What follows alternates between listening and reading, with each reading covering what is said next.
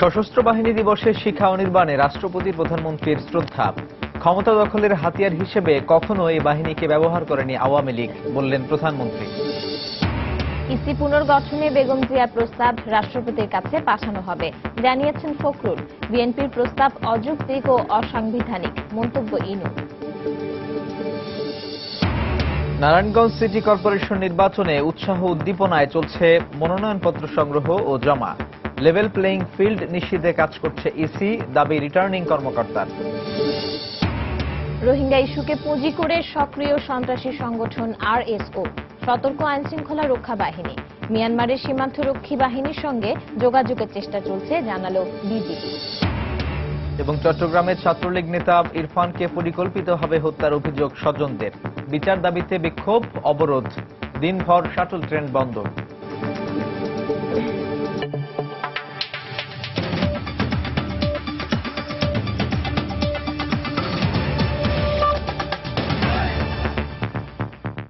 বাংলার সময়ের সঙ্গে আছি আমি পারমিতা হিম এবং আমি সাজিদ তাজু। প্রধানমন্ত্রী শেখ হাসিনা বলেছেন, সশস্ত্র বাহিনীকে কখনোই ক্ষমতা দখলের হাতিয়ার হিসেবে ব্যবহার করেনি আওয়ামী লীগ। বিকেলে সেনাগঞ্জে সশস্ত্র বাহিনী দিবস উপলক্ষে আয়োজিত সংবর্ধনা অনুষ্ঠানে বক্তব্য রাখেন তিনি। এ সময় প্রধানমন্ত্রী বলেন, আধুনিক সমরাস্ত্রে পারদর্শী বাহিনী হিসেবে সশস্ত্র বাহিনীকে গড়ে তুলতে কাজ করছে সরকার। এর আগে প্রধানমন্ত্রী সেনাকুঞ্জে এসে পৌঁছালে তাকে স্বাগত জানান তিন বাহিনীর প্রধানগণ। সংবর্ধনা অনুষ্ঠানে আগত অতিথি এবং তাদের পরিবারের সদস্যদের সঙ্গে কুশল বিনিময় করেন প্রধানমন্ত্রী শেখ হাসিনা। অনুষ্ঠানে সশস্ত্র বাহিনীর কর্মকর্তারা ছাড়াও উপস্থিত ছিলেন দেশের বিশিষ্ট ব্যক্তিবর্গ, ঢাকায় নিযুক্ত বিভিন্ন দূতাবাস এবং মিশনের কর্মকর্তারা। এছাড়া মন্ত্রিসভার সদস্য, সংসদ সদস্য এবং সশস্ত্র বাহিনীর সাবেক কর্মকর্তারাও যোগ দেন এই সংবর্ধনা অনুষ্ঠানে। প্রধানমন্ত্রী তার বক্তব্যে মহান মুক্তিযুদ্ধে সশস্ত্র বাহিনীর সদস্যদের আত্মত্যাগের কথা স্মরণ করেন। প্রতিরক্ষা ও দেশ গড়ার কাজে গৌরব ধরে রাখতে এই বাহিনীর প্রতি আহ্বান জানান তিনি।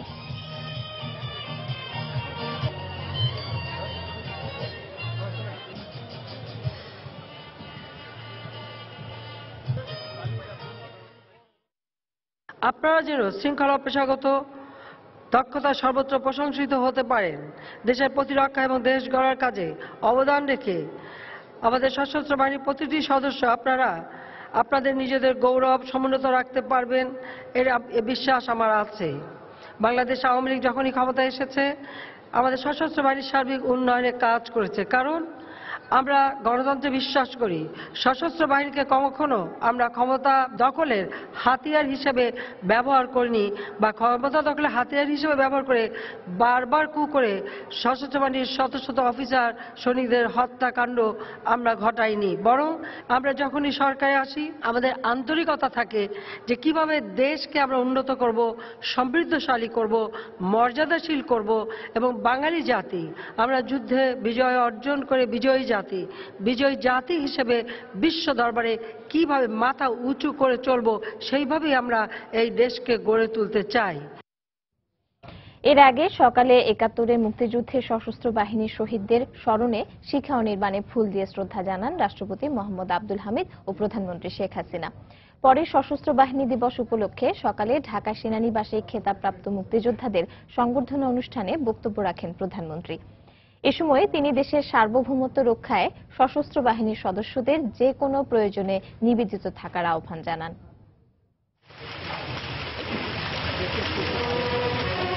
সশস্ত্র বাহিনী দিবস স্মরণে সোমবার সকাল ৮টায় ঢাকা সেনানিবাসের শিখা অনির্বাণে সেনা, নৌ ও বিমান বাহিনীর শহীদ সদস্যদের প্রতি শ্রদ্ধা জ্ঞাপন করেন সশস্ত্র বাহিনীর সর্বাধিনায়ক ও রাষ্ট্রপতি মোহাম্মদ আব্দুল হামিদ। পুষ্পস্তবক অর্পণের পর তিন বাহিনীর একটি চৌকস দল অভিবাদন জানায় রাষ্ট্রপতিকে। এরপর বেলা ৮:১৫টায় শিখা অনির্বাণে ফুল দিয়ে শ্রদ্ধা জানান সরকার প্রধান ও প্রতিরক্ষা মন্ত্রী শেখ হাসিনা। এ সময় তাকেও গার্ড অব অনার দিয়ে সম্মান জানানো হয়। সশস্ত্র বাহিনীর প্রত্যেক সদস্যও স্যালুট দিয়ে শ্রদ্ধা জানান শহীদ যোদ্ধাদের। এরপর সশস্ত্র বাহিনী বিভাগে আয়োজিত খেতাবপ্রাপ্ত মুক্তিযোদ্ধা ও তাদের উত্তরাধিকারীদের দেয়া সংবর্ধনায় যোগ দেন প্রধানমন্ত্রী। সেখানে সশস্ত্র বাহিনীর জীবিত ৭০ জন মুক্তিযোদ্ধার হাতে তুলে দেন শুভেচ্ছা উপহার ও পরিচয়পত্র। এ সময় তিনি বলেন, জাতির যে কোনো প্রয়োজনে সদা প্রস্তুত থাকতে হবে তিন বাহিনীকে।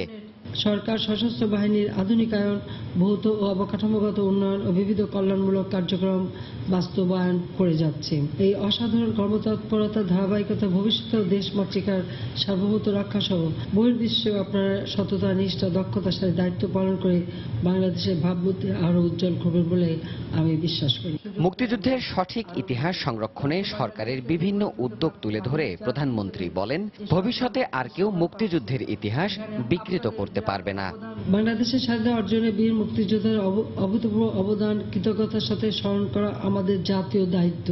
আমরা আধুনিক পদ্ধতিতে মুক্তিযোদ্ধাদের পূর্ণাঙ্গ তালিকা প্রকাশের জন্য ডাটাবেস কর্মসূচি গ্রহণ করব। মুক্তিযোদ্ধা কমপ্লেক্সগুলির মাধ্যমে আমরা বিশ্বাস করি যে এরপর আর কেউ ইতিহাস বিকৃতি করতে সাহস পাবে না, বরং মুক্তিযুদ্ধের সঠিক ইতিহাস জাতি জানতে পারবে। 1971 সালের এই দিনেই পাকিস্তানি দখলদার বাহিনীর বিরুদ্ধে সশস্ত্র আক্রমণ করে সেনা, নৌ ও বিমান বাহিনী। তারপর থেকেই দিনটিকে পালন করা হয় সশস্ত্র বাহিনী দিবস হিসেবে। প্রক্রিয়া চলমান। দেবাশিস রায়, সময় সংবাদ, ঢাকা। নিরপেক্ষ নির্বাচন কমিশন পুনর্গঠনে বেগম জিয়ার প্রস্তাব রাষ্ট্রপতির কাছে পাঠানো হবে বলে জানিয়েছেন বিএনপি মহাসচিব মির্জা ফখরুল ইসলাম আলমগীর। সকালে রাজধানীর নয়াপল্টনে দলীয় কার্যালয়ে সাংবাদিকদের সঙ্গে কথা বলেন তিনি। মির্জা ফখরুল আশা প্রকাশ করেন, রাষ্ট্রপতি প্রস্তাবটি পেলে আলোচনার উদ্যোগ নেবেন। দেশনেত্রী বেগম খালেদা জিয়া একজন দায়িত্বশীল জাতীয় নেতার মতোই তিনি এই প্রস্তাবনা উপস্থাপন করেছেন, কারণ এটাই এখন সবচেয়ে বড় রাজনৈতিক সংকট বলে আমরা মনে করছি, যে একটি সুষ্ঠু, অবাধ, সকলের কাছে গ্রহণযোগ্য নির্বাচন ছাড়া এই রাজনৈতিক সংকটগুলো নিরসন করবার কোনো উপায় নেই। সেই কারণে রাষ্ট্রপতি তার যে দায়িত্ব রয়েছে, তিনি রাষ্ট্রের অভিভাবক, তিনি কোনো দলভুক্ত মানুষ নন। তার দায়িত্ব আমরা মনে করি যে এই বিষয়টাকে বিবেচনায় নিয়ে তিনি আমাদের দেশনেত্রীর এই প্রস্তাবটিকে তিনি উপস্থাপন করবেন এবং এর সম্পর্কে আলাপ আলোচনা শুরু করার জন্য প্রয়োজনীয় ব্যবস্থা করবেন। সেজন্যই আমরা তার সঙ্গে দেখা করে এই প্রস্তাবটি তাকে দেওয়ার জন্য আমরা সময় চেয়েছি। আমরা আশা করছি আমরা সময় পাবো। এদিকে নির্বাচন কমিশন পুনর্গঠনে বেগম জিয়ার প্রস্তাব অযৌক্তিক ও অসাংবিধানিক বলে মন্তব্য করেছেন তথ্যমন্ত্রী হাসানুল হক ইনু। দুপুরে সচিবালয়ের সংবাদ সম্মেলনে তিনি আরো বলেন, বিএনপি চেয়ারপারসন বারবার আলোচনার নামে অস্বাভাবিক পরিস্থিতি সৃষ্টির চেষ্টা করছেন। বেগম খালেদা জিয়া কার্যত রাজাকার, বঙ্গবন্ধুর খুনি, ৭১-এর খুনিদের সঙ্গে মুক্তিযুদ্ধের সপক্ষ গণতান্ত্রিক শক্তি সময়ের একটি সংলাপের প্রস্তাব করেছেন।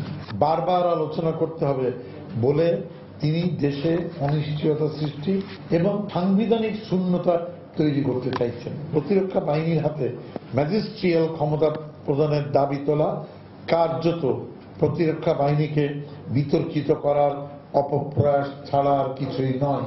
বেগম জিয়ার প্রস্তাবনা সকল বিবেচনায় অযৌক্তিক, অবাস্তব, অসাংবিধানিক, অস্বাভাবিক। নারায়ণগঞ্জ সিটি কর্পোরেশন নির্বাচনে লেভেল প্লেইং ফিল্ড নিশ্চিত করা হবে জানিয়ে রিটার্নিং অফিসার বলেছেন, প্রার্থী এবং তাদের সমর্থকরা যতই শক্তিশালী হোক না কেন আইন মেনে নির্বাচনী প্রচারণায় অংশ নিতে হবে। এদিকে বিএনপির প্রার্থী চূড়ান্ত না হলেও সম্ভাব্য প্রার্থীরা বলছেন, নারায়ণগঞ্জ সিটি নির্বাচনকে অ্যাসিড টেস্ট হিসেবে নিয়েছে দলটি। আওয়ামী লীগের প্রার্থীরা বলছেন, বিভাজন থাকলেও কেন্দ্রের দেয়া সিদ্ধান্ত মেনে বিজয় ছিনিয়ে আনতে ঐক্যবদ্ধভাবে কাজ করবেন নেতাকর্মীরা।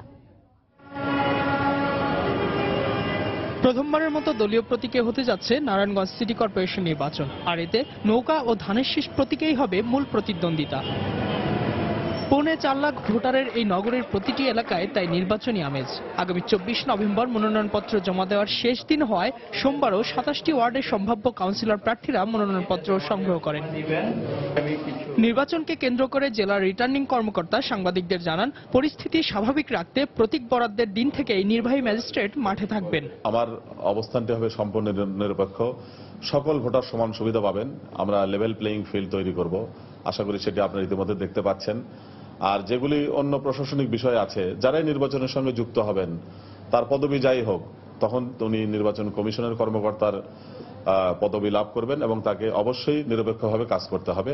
অন্য বিষয়গুলো আমরা আসলে অতটা আমলে নেব না। ধানের শীষ প্রতীকের সম্ভাব্য প্রার্থীরা বলছেন নিরপেক্ষ নির্বাচন হলে বিএনপির বিজয় সুনিশ্চিত।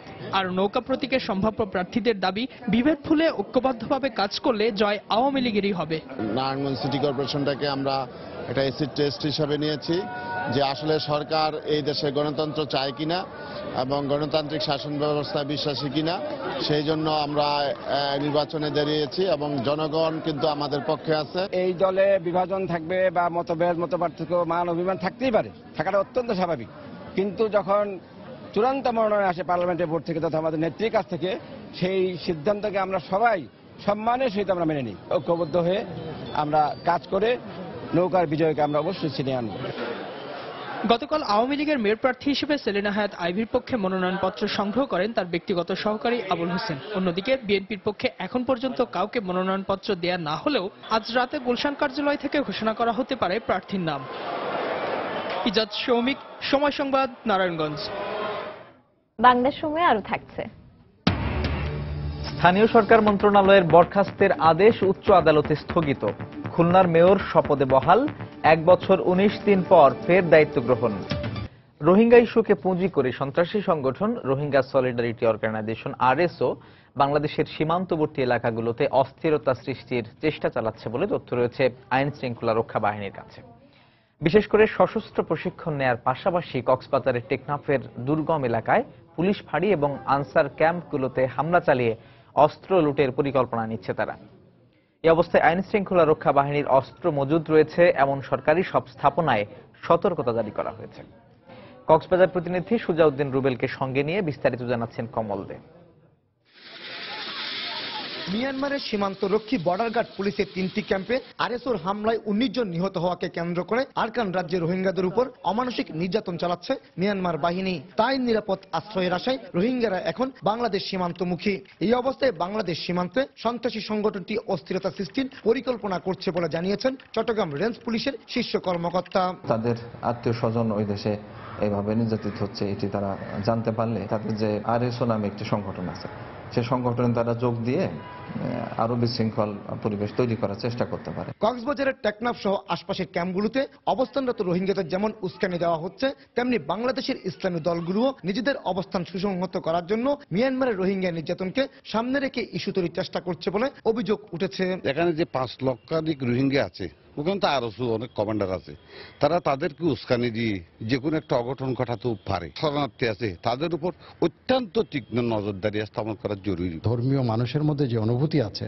চেতনা যেটা আছে, সেটাকে কাজে লাগিয়ে বৃহত্তর চট্টগ্রামে এক ধরনের অস্থিরতা সৃষ্টি করার পায়তারা হতে পারে। মিয়ানমার সীমান্তবর্তী দুর্গম এলাকাগুলোতে পুলিশ এবং আনসারের বেশ কটি ক্যাম্প রয়ে গেছে। এইসব ক্যাম্প আরএসওর হামলা লক্ষ্যবস্তুতে পরিণত হতে পারে বলে আশঙ্কা আইন শৃঙ্খলা বাহিনীর। আরএসও যদি এখানে সক্রিয় থাকে তাহলে আরএসওর অস্ত্রগুলি এগুলো সংগ্রহ করার জন্য আমাদের যে সমস্ত দুর্বল স্থাপনা পুলিশের আছে সেখানে তারা হামলা করতে পারে। আমাদের কাছে আরএসওর কিছু নেতাদের নাম আছে, তাদের গতিবিধি নজরদারিতে রাখা হয়েছে। গত 12 মে গভীর রাতে কক্সবাজারের টেকনাফে একটি আনসার ক্যাম্পে সশস্ত্র হামলা চালিয়েছিল রোহিঙ্গা সলিডারিটি অর্গানাইজেশন আরএসও। এই হামলায় আনসার কমান্ডার নিহত হওয়ার পাশাপাশি আহত হয় আরো 10 জন। তারা 15টির বেশি অস্ত্র লুট করে নিয়ে যায়। কমল দে, সময় সংবাদ, চট্টগ্রাম। বাংলাদেশ ও মিয়ানমার সীমান্তের নানা বিষয় নিয়ে আলোচনার জন্য দুদেশের সীমান্তরক্ষী বাহিনীর আঞ্চলিক কমান্ডার পর্যায়ে বৈঠকের চেষ্টা চলছে বলে জানিয়েছেন বিজিবি 2 এর অধিনায়ক লেফটেন্যান্ট কর্নেল আবুজার আল জাহিদ। সকালে সময় সংবাদকে তিনি একথা জানান। শুরু থেকেই তারা আমাদেরকে জানিয়েছিল, যাদের পরিস্থিতির ব্যাপারে আমাদেরকে ব্রিফ করেছিল দোভাষীর মাধ্যমে। আমরাও পরবর্তীতে দোভাষীর মাধ্যমে আমরা কথা বলেছি, বিশেষ করে যখন জেলেদেরকে ধরে নিয়ে যায় সেই বিষয়ে আমরা কথা বলেছি। এবং এই যোগাযোগের মাধ্যমে জানতে পেরেছি যে তাদের মায়ানমারের যে বিজিপি, তাদের যে রিজিয়ন কমান্ডার ছিলেন উনি পরিবর্তন হয়েছেন এবং এই পরিবর্তিত যে নতুন রিজিয়ন কমান্ডার আছেন ওনার সঙ্গে আমাদের রিজিয়ন কমান্ডার একটি সৌজন্য সাক্ষাতে মিলিত হবেন। এটার দিনক্ষণ একেবারেই চূড়ান্ত হয়নি, তবে আমরা আশা করছি যে 2-4 দিনের মধ্যেই এটা আমাদের করা সম্ভব হবে।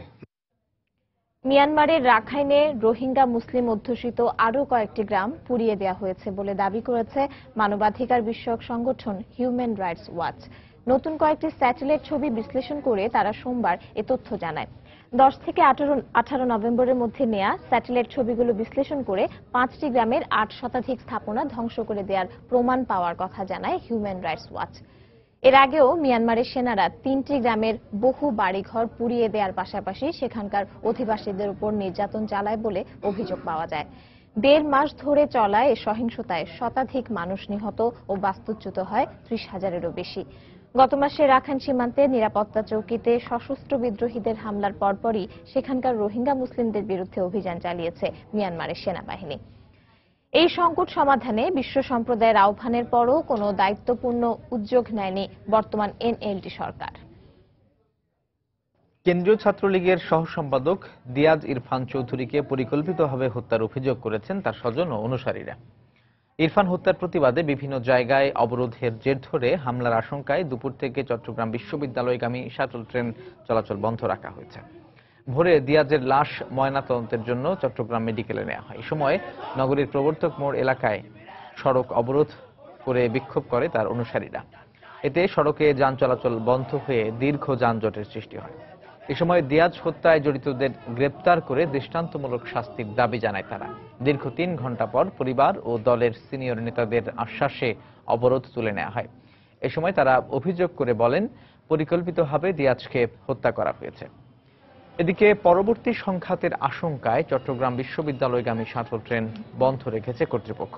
গতরাতে চট্টগ্রাম বিশ্ববিদ্যালয় সংলগ্ন 2 নম্বর গেট এলাকার একটি ভাড়া বাসা থেকে কেন্দ্রীয় ছাত্রলীগের সহ সম্পাদক দিয়াজ ইরফান চৌধুরীর লাশ উদ্ধার করে পুলিশ। উনি অনেক সাহসী একজন মানুষ ছিলেন, যিনি শিবিরের বিরুদ্ধে অনেক লড়েছেন। এখানে একটা সিন্ডিকেট আছে, ওনাদের সাথে শত্রুতা হয়েছে। কিছুদিন আগেও কিন্তু ওদের বাড়িঘরে একটা যথেষ্ট ভাঙচুর হয়েছিল, মানে এমনকি একটা কাছের প্লেট পর্যন্ত রাখে নাই, কিন্তু ওই মামলাও আমরা করতে পারিনি। আমরা এটা ওই যে আলমগীর টিপু বর্তমান সভাপতি। আমার মনে হয় এটা পরিকল্পিত হত্যাকাণ্ড, কারণ আপনারা কিছুদিন ধরে কিছু ঘটনা বিশ্লেষণ করলেই এটা বের হয়ে আসবে। যেহেতু পোস্টমর্টেমে এটা কনক্লুসিভলি বলা যায় যে এটা কি হোমিসাইডাল নাকি সুইসাইডাল, এই কারণে আমরা এটা পোস্টমর্টেমের জন্য পাঠাই। তা আমার বিশ্বাস যে পোস্টমর্টেম রিপোর্টটা আসলে আমরা এই কমেন্টটা করতে পারবো। ট্রেনের ইঞ্জিনের গ্লাস, সামনের গ্লাস ভাঙা হয়েছে। পরবর্তীতে প্রশাসন নিরাপত্তার স্বার্থে গাড়িগুলি চট্টগ্রাম স্টেশনে নিয়ে রাখছেন। পরবর্তী সমঝোতা বা নির্দেশনা পাইলে পুনরায় গাড়ি চলাচল হবে। গাইবান্ধার গোবিন্দগঞ্জে সাঁওতালদের ওপর হামলা মামলায় আরো 4 জনকে গ্রেপ্তার করেছে পুলিশ। এ নিয়ে মোট 16 জনকে গ্রেপ্তার করা হলো। পুলিশ জানায়, গভীর রাতে নিজ বাড়ি থেকে তাদের গ্রেপ্তার করা হয়। এছাড়া গতকাল আরো 2 জনকে গ্রেপ্তার করা হয়েছিল। গত 6 নভেম্বর গোবিন্দগঞ্জে সাঁওতালদের উপর হামলা, অগ্নিসংযোগ ও 2 সাঁওতালকে হত্যার অভিযোগে থানায় মামলা করা হয়। স্বপন মুর্মু নামে এক সাঁওতাল বাদী হয়ে অজ্ঞাত 5 থেকে 600 জনকে আসামি করে মামলাটি করেন।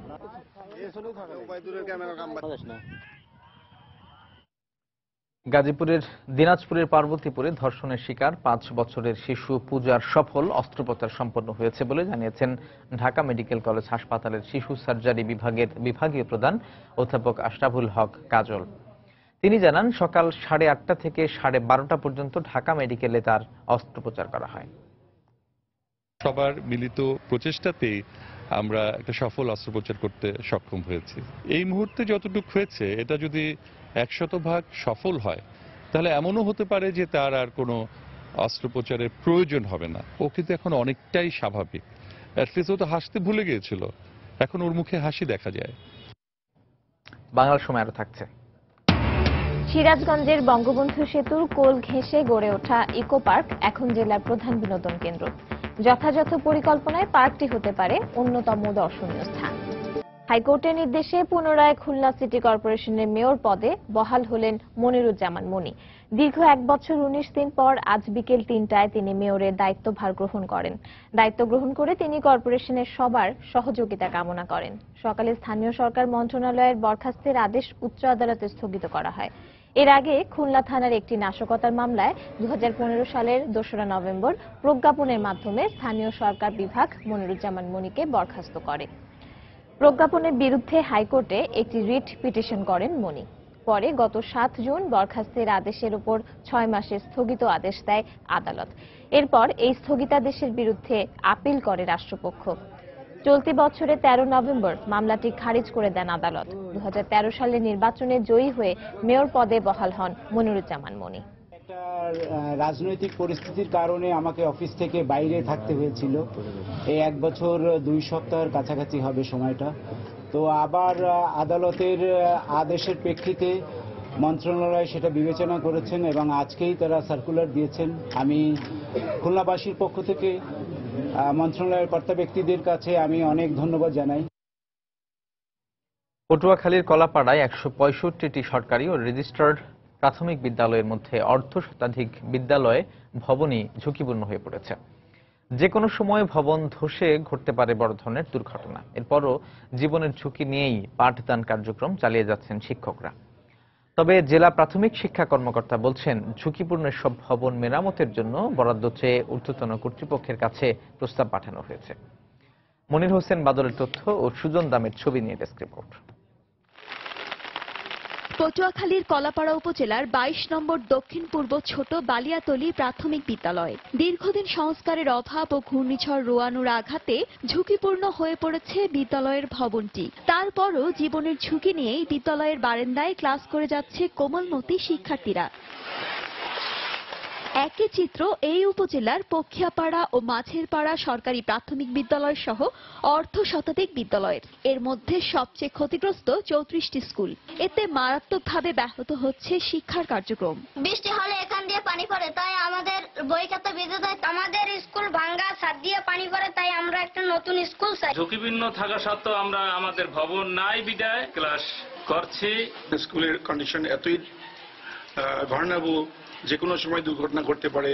এদিকে ছাদ ধসে পড়ার আশঙ্কায় জরাজীর্ণ এসব স্কুলে পাঠিয়ে সন্তানদের নিরাপত্তা নিয়ে শঙ্কিত অভিভাবকরা। স্কুল সব ভাঙ্গাচুরা, কোন সময় টিন ছুটে পড়ে না, কি করে। ছাত্র এখন আসতেই চায় না, বর্ষার সময় মনেই আসে না, কারণ স্কুল যে কোনো সময় ছাদ ধসে পড়তে পারে। স্কুলগুলোর দুর্দশার কথা স্বীকার করে জেলার প্রাথমিক শিক্ষা কর্মকর্তা জানালেন, বরাদ্দ পেলে সংস্কারের কাজ শুরু হবে। 20-25টা স্কুলের অবস্থা একেবারেই জরাজীর্ণ, আর তার মধ্যে 6টা স্কুলের ছাদ দিয়ে পানি পড়ে, বাচ্চারা ভিজে ক্লাস করছে। তাই এখান থেকে আমরা এই স্কুলগুলোর প্রস্তাব উপরে পাঠানো হয়েছে, বরাদ্দ আসলে আমরা কাজ করব।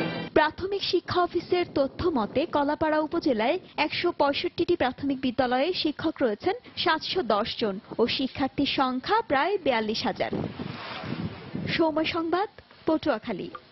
সিরাজগঞ্জে ডাকাত দলের হামলার 42 দিন পর আহত নাটোর পৌরসভার কাউন্সিলর মোস্তাক আলী মারা গেছেন। দুপুরে রাজধানীর একটি বেসরকারি হাসপাতালে চিকিৎসাধীন অবস্থায় তার মৃত্যু হয়। গত 8 অক্টোবর ঢাকা থেকে প্রাইভেট কারে নাটোর যাওয়ার পথে সিরাজগঞ্জের তারাশের ব্রিজ এলাকায় ডাকাত দলের হামলার শিকার হন মোস্তাক সহ আওয়ামী লীগের 4 নেতাকর্মী। পরে আহতদের আশঙ্কাজনক অবস্থায় প্রথমে রাজশাহী মেডিকেল ও পরে রাজধানীর একটি বেসরকারি হাসপাতালে ভর্তি করা হয়। সেখানেই 42 দিন চিকিৎসার পর আজ দুপুর 2:30টায় তিনি মারা যান। সুন্দরবনের সাতক্ষীরা রেঞ্জ থেকে অস্ত্রসহ 2 বনদস্যুকে আটক করেছে র্যাব। তাদের দাবি, ভোরে বন্দুকযুদ্ধের পর বনদস্যু জোনাব বাহিনীর এই 2 সদস্যকে আটক করা হয়।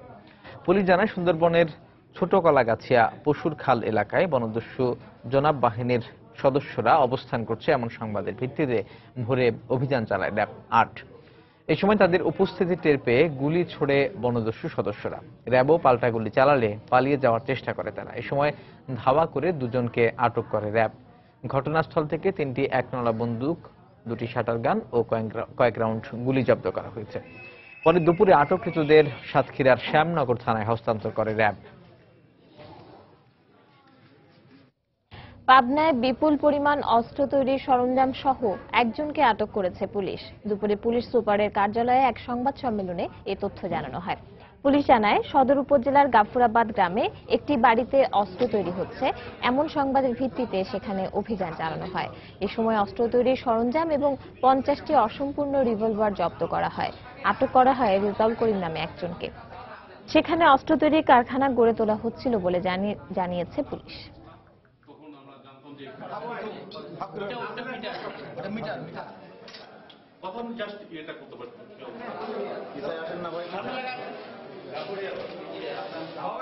জেলা পরিষদ নির্বাচনের তফসিল ঘোষণা হয়ে যাওয়ায় প্রধানমন্ত্রী শেখ হাসিনা বুধবার সিলেটের জনসভায় অংশগ্রহণ করছেন না। দুপুরে জেলা আওয়ামী লীগের পক্ষ থেকে সংবাদ সম্মেলনে তথ্য জানানো হয়। আওয়ামী লীগ নেতারা জানান, রোববার জেলা পরিষদ নির্বাচনের তফসিল ঘোষণা করে নির্বাচন কমিশন। নির্বাচনী আচরণ বিধির কারণেই সিলেটে পূর্ব ঘোষিত জনসভায় অংশ নিতে পারছেন না প্রধানমন্ত্রী। এই কারণে জনসভাও বাতিল ঘোষণা করে দেওয়া হয়। তবে ওই দিন প্রধানমন্ত্রী শেখ হাসিনা জালালাবাদ সেনানিবাসে 17 পদাতিক ডিভিশনের অধীনস্থ নবগঠিত সদর দপ্তরের পতাকা উত্তোলন অনুষ্ঠানে যোগ দেবেন। এছাড়াও সকালে নগরীর হযরত শাহজালাল রহমতুল্লাহ আলাইহি ও হযরত শাহ পরান রহমতুল্লাহ আলাইহি এর মাজার জিয়ারত করবেন বলেও জানান তারা।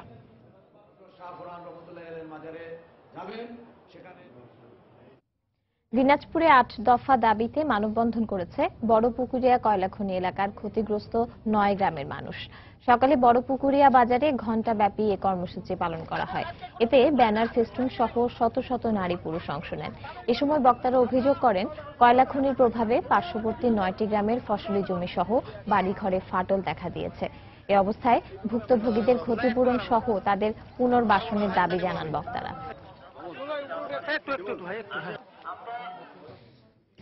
সিরাজগঞ্জে গৃহবধূকে অ্যাসিড নিক্ষেপের অভিযোগে স্বামী সাইফুল ইসলামকে গ্রেপ্তার করেছে র্যাব। র্যাব জানায়, রোববার রাতে টাঙ্গাইলের কালিহাতী থানার উত্রাইল বটতলা মোড় এলাকায় অভিযান চালিয়ে তাকে গ্রেপ্তার করা হয়। গত 16 নভেম্বর পারিবারিক কলহের জের ধরে সিরাজগঞ্জের বেলকুচি উপজেলার সাইফুল ইসলাম স্ত্রী সালমা খাতুনকে অ্যাসিড নিক্ষেপ করে পালিয়ে যায়। এই ঘটনায় সালমার বাবা সুলাইমান শেখ বাদী হয়ে বেলকুচি থানায় মামলা দায়ের করেন। ট্রেনের ইঞ্জিন ও বগি লাইনচ্যুত হয়ে 15 ঘণ্টা বন্ধ থাকার পর পুনরায় স্বাভাবিক হয়েছে ঢাকার সঙ্গে উত্তরাঞ্চল ও দেশের দক্ষিণ পশ্চিমাঞ্চলের রেল যোগাযোগ। গত রাত 3টার দিকে লাইনচ্যুত ইঞ্জিন ও বগি উদ্ধার করা হলে পুনরায় ট্রেন চলাচল শুরু হয় ওই রুটে। রেলওয়ে পুলিশ জানায়, রোববার বেলা 12টার দিকে বঙ্গবন্ধু সেতুর কাছে ইকো পার্ক এলাকায় দিনাজপুর থেকে ঢাকাগামী মালবাহী একটি ট্রেনের ইঞ্জিন সহ 6টি বগি লাইনচ্যুত হয়। এতে বন্ধ হয়ে যায় উত্তরাঞ্চল ও দেশের দক্ষিণ পশ্চিমাঞ্চলের সঙ্গে রাজধানী সহ সারা দেশের রেল যোগাযোগ। পরে ঈশ্বরদী থেকে একটি রিলিফ ট্রেন ঘটনাস্থলে পৌঁছে প্রায় 13 ঘণ্টা চেষ্টার পর লাইনচ্যুত ট্রেনটি উদ্ধার করে।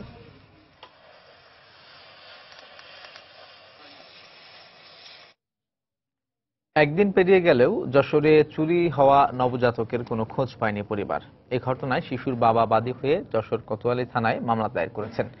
স্বজনরা জানায়, শনিবার সকালে যশোর সদর হাসপাতালে অসুস্থ অবস্থায় 9 দিন বয়সী শিশুকে ভর্তি করেন তারা। এই সময় অজ্ঞাত এক মহিলা তাদেরকে সাহায্য করেন। পরে রোববার বিকেলে বোরকা পরিহিত ওই মহিলা আবার সদর হাসপাতালে আসেন। এই সময় তিনি শিশুর স্বজনদের চিকিৎসা সহায়তা দেওয়ার কথা বলে কুইন্স হসপিটালে নিয়ে যান। পরে সেখানেই ছবি তোলার কথা বলে কৌশলে নবজাতককে নিয়ে পালিয়ে যায় সেই মহিলা। চুরি যাওয়া নবজাতক কেশবপুর উপজেলার বরণঢালি গ্রামের রেজাউল ইসলাম ও তাহমিনা খাতুনের সন্তান। আমি ছেলে দেবো না, আমার ময়না আমার কোলে থাকুক, তোমার কাছে দেবো না। এরকম কাড়ি নিয়ে আইসি বুড়িছে, সিঁড়ির মধ্যে ঘুরতে ঘুরতে উল্টেছে, আম্মু উল্টেছে, উলিটা নিচে এসে পাইনি। আমার বাচ্চা আমার কোলে ফিরিয়ে দাও। তার বাচ্চা সহ যে মহিলা অবস্থান করতেছিল সেই মহিলাই কৌশলে চুরি করে নিয়ে চলে গেছে। এই বিষয়ে ভিডিও ফুটেজ সহ তথ্যাদি সংগ্রহ করা হচ্ছে এবং মামলা রুজু করা হয়েছে ইতিমধ্যে। নারায়ণগঞ্জে আলোচিত 7 খুনের 2টি মামলায় প্রথম দিনের যুক্তিতর্ক শেষ হয়েছে। আগামীকাল মামলার পরবর্তী দিন ধার্য করেছেন আদালত। সকালে জেলা ও দায়রা জজ আদালতের বিচারক সৈয়দ এনায়েত হোসেন এই আদেশ দেন। এর আগে কঠোর নিরাপত্তার মধ্য দিয়ে মামলার প্রধান আসামি নূর হোসেন, তারেক সাইদ সহ 23 আসামিকে আদালতে হাজির করা হয়। পরে রাষ্ট্রপক্ষের আইনজীবী যুক্তিতর্ক উপস্থাপন করে আসামিদের ফাঁসির আবেদন জানান। 2014 সালের 27 এপ্রিল নারায়ণগঞ্জ সিটি কর্পোরেশনের প্যানেল মেয়র নজরুল ইসলাম এবং আইনজীবী চন্দন কুমার সরকার সহ 7 জনকে অপহরণের পর হত্যা করা হয়। এ ঘটনায় সিদ্ধিরগঞ্জ ও ফতুল্লা মডেল থানায় আলাদা 2টি মামলা করা হয়।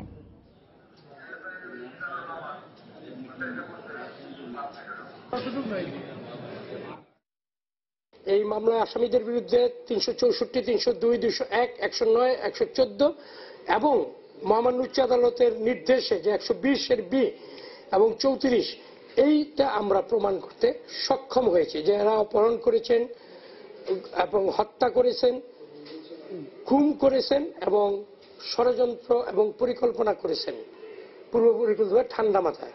সে কারণে আমি সর্বোচ্চ শাস্তি অর্থাৎ রশিতে ঝুলে মৃত্যুদণ্ড বিজ্ঞ আদালতের কাছে প্রার্থনা করেছি।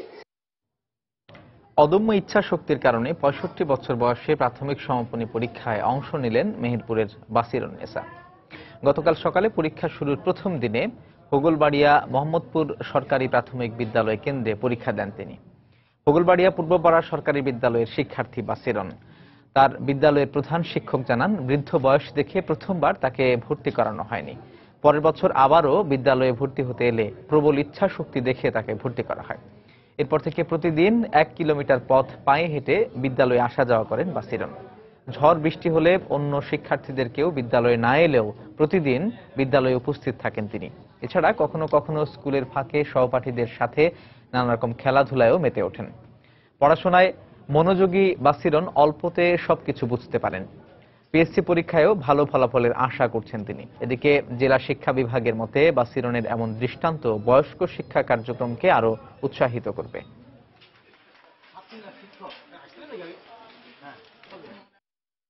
আমি যদি নাও হলো আসতে পারি, ছেলেপিলে যাই আমাকে নিয়েও আসে। আমি এখানে আসলে খেলাধুলা পাই, আমি ছেলেপিলের সঙ্গে খেলাধুলা করি, লেখাপড়া করি, আমার খুব ভালো লাগে। 2010 সালে উনি যখন আসে তখন আমরা নিয়েছিলাম না বয়সের কারণে। তারপরে যখন উনি 11 সালে যখন উনি আবার আসলো তখন আমরা বিবেক বিবেচনা করে দেখলাম যে যাই হোক না কেন আমরা ভর্তি নেব, দেখি না যদি পড়তে পারে। সিরাজগঞ্জের বঙ্গবন্ধু সেতুর কোল ঘেঁষে গড়ে ওঠা প্রাকৃতিক সৌন্দর্য মণ্ডিত বঙ্গবন্ধু যমুনা ইকো পার্ক এখন জেলার প্রধান বিনোদন কেন্দ্রে পরিণত হয়েছে। কিন্তু যমুনার পাড়ে সবুজে ঘেরা এই ইকো পার্কটিতে রয়েছে নানা অব্যবস্থাপনা। যথাযথ পরিকল্পনা গ্রহণ করা হলে ইকো পার্কটি ভ্রমণবিলাসীদের কাছে হয়ে উঠতে পারে একটি অন্যতম দর্শনীয় স্থান। বিস্তারিত জানাচ্ছেন রিঙ্কু কুন্ডু, ক্যামেরায় ছিলেন অমৃত সেন। সিরাজগঞ্জে বঙ্গবন্ধু সেতু আর যমুনা নদীর কোল ঘেঁষে বিশাল এলাকা জুড়ে গড়ে উঠেছে বঙ্গবন্ধু যমুনা ইকো পার্ক। বিভিন্ন প্রকার ফলজ, বনজ ও ঔষধি গাছের সমন্বয়ে গড়ে তোলা হয়েছে পার্কটি। এছাড়াও এখানে রয়েছে পশু পাখিও। প্রতিদিন টিকেটের বিনিময়ে সকাল ৯টা থেকে বিকেল ৫টা পর্যন্ত এটি দর্শনার্থীদের জন্য খোলা থাকে। দেশের বিভিন্ন স্থান থেকে দর্শনার্থীরা বিনোদনের জন্য এখানে বেড়াতে আসেন। তবে পার্কটির ব্যবস্থাপনা ও নিরাপত্তা ব্যবস্থা দুর্বল। পার্কটির সৌন্দর্য বৃদ্ধি সহ আরো কিছু অবকাঠামো তৈরি করা হলে এটি হতে পারে একটি আকর্ষণীয় পর্যটন কেন্দ্র। এখানে প্রাকৃতিক পরিবেশ অনেক ভালো, পাশে নদী, বেড়াতে আসছি, খুব ভালো লাগছে। বিভিন্ন প্রকার পাখি, গাছগাছালি, ঘাস, সবুজ ঘাস, প্রজাপতি আছে অনেক ধরনের। এই জিনিসগুলো অনেক ভালো লাগে বিনোদনের জন্য, তারপর একসাথে ঘোরার জন্য বলেন, সবকিছুতে এটা অন্যতম একটা পারফেক্ট জায়গা। পশু পাখি আছে, এগুলো আরো সুন্দর, আর এটা নিরিবিলি নদীর পাড়ে একটা জায়গা। অবশ্য পার্কটি দর্শনার্থীদের কাছে আরো আকর্ষণীয় করে তুলতে পরিকল্পনার কথা জানালেন পার্কের দায়িত্বপ্রাপ্ত কর্মকর্তা। অতিথি পাখি সংরক্ষণের জন্য এখানে কার্যক্রম চলমান আছে। এছাড়া উন্নয়নমূলক কাজের ভিতরে একটি ওয়াচ টাওয়ার নির্মাণ করার পরিকল্পনা আছে। এছাড়াও পিকনিক স্পট সহ অন্যান্য যে ডেভেলপমেন্ট ওয়ার্ক করার পরিকল্পনা আছে। 2008 সালে বঙ্গবন্ধু সেতুর পশ্চিম পারে 600 একর জমির ওপর গড়ে তোলা হয় প্রাকৃতিক শোভামণ্ডিত এই ইকো পার্কটি। রিঙ্কু কুন্ডু, সময় সংবাদ, সিরাজগঞ্জ। বাংলা সময় শীর্ষ সংবাদগুলো জানিয়ে দিচ্ছি আরো একবার।